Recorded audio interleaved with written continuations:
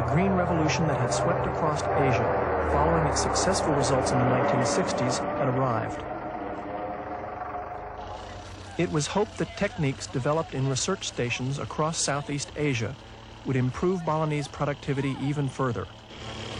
Outside developers built new dams, new canals, changed the cropping patterns, brought in new rice varieties, and trained large numbers of agricultural experts to spread the new techniques. They expected the economy to boom. Put the pressure on after you put water on? But by the time Steve Lansing arrived, this early optimism had faded, and a new and worrisome situation had arisen. Somehow, miracle rice had started to produce miracle pests. Wherever new rice was planted, there were invasions of insects and disease.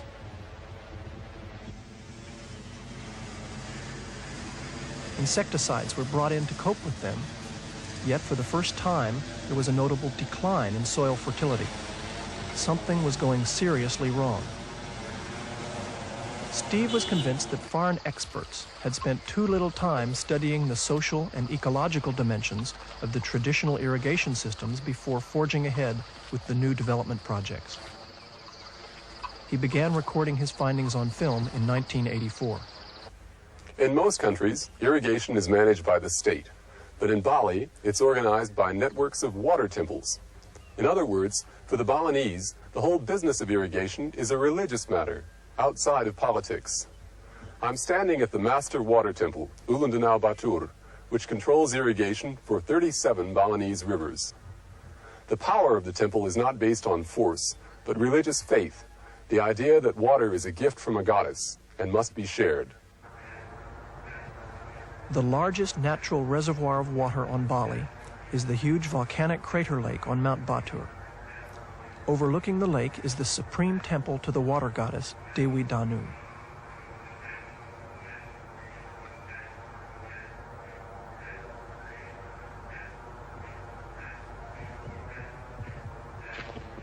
The Balinese believe that irrigation water is a gift from the goddess. Steve discovered something that no Western scientist had known before.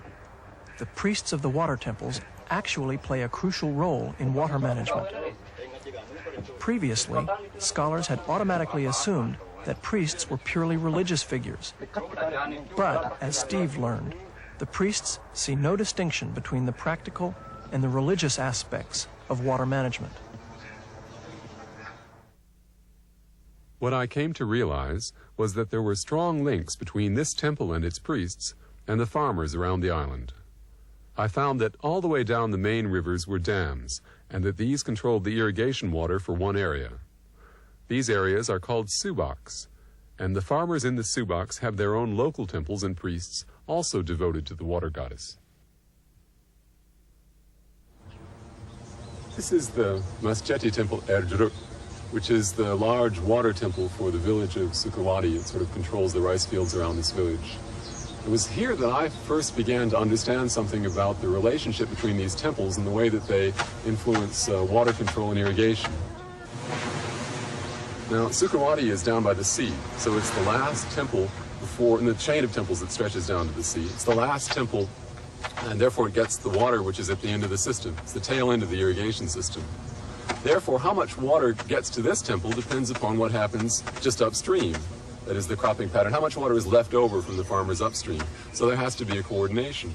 And then those guys depend upon the amount of water they get from the next temple upstream. So in effect, what I found is that there is a coordinated system of temples which controls irrigation, which stretches from the very uppermost reaches of the rivers, the Os and the Patanu, down here to the sea at Sukawati. Steve felt that any new development plans for Bali should be based on a firm understanding of the role of water temples in controlling irrigation. But he met tremendous resistance from the development agencies concerned, which had no idea of the importance or even the existence of the temple system. He was afraid that the temple system might not survive, especially if no one paid it any attention. He needed to find a way to explain the importance of the traditional temples to skeptical engineers and bankers. In frustration, he returned to the University of Southern California to seek a new way to tackle the problem. Well, let me explain. Basically what happened was I was doing essentially straight anthropology here in Bali. You want to, in 1983, looking at how temples organize irrigation. And essentially I started with the religious aspects of the system. But that's when I became involved in the project. I thought we could use the techniques of computer simulation to explore the ecological basis of the water temple system. Threatened, and I needed to understand the ecological dimensions better. So I enlisted my friend Jim Kramer, and we went back. The conceptual framework for such a model was simple. We needed to simulate in the computer the interacting features of hydrology, rice growth, and the spread of pest populations. But clearly we needed much more data for such a model to work. Orchestrate irrigation from the top of the system. So I went to Bali with Steve to look at the rice ecosystem, to collect more information, and to study both traditional rice growing methods and the new methods brought in by the Green Revolution. The Balinese have been growing traditional varieties of rice on these same terraces for at least 1,000 years. To sustain such high levels of production over long periods of time requires a tremendous amount of energy. In this system, a large part of that energy is provided by the natural aquatic community growing at the base of the rice plants. We can get an idea of just how productive this system is with this oxygen meter. High levels of oxygen indicate a very active community. Oh, look at this. Well, the Balinese like to eat these, and that emphasizes another important point.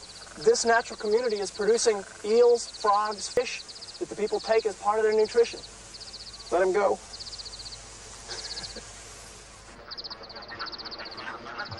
The long-term productivity of the rice paddy depends upon effective methods of pest control. If all the fields in a large area harvest at the same time, then afterwards there's nothing for the rice pests to eat, and pest populations decline. Ducks also play a role in pest control. They like to eat insects just as much as insects like the rice. But the ducks also like to eat young rice seedlings, so the ducks must leave the field before the next planting. Everything depends upon carefully coordinated timing. Timing is the key.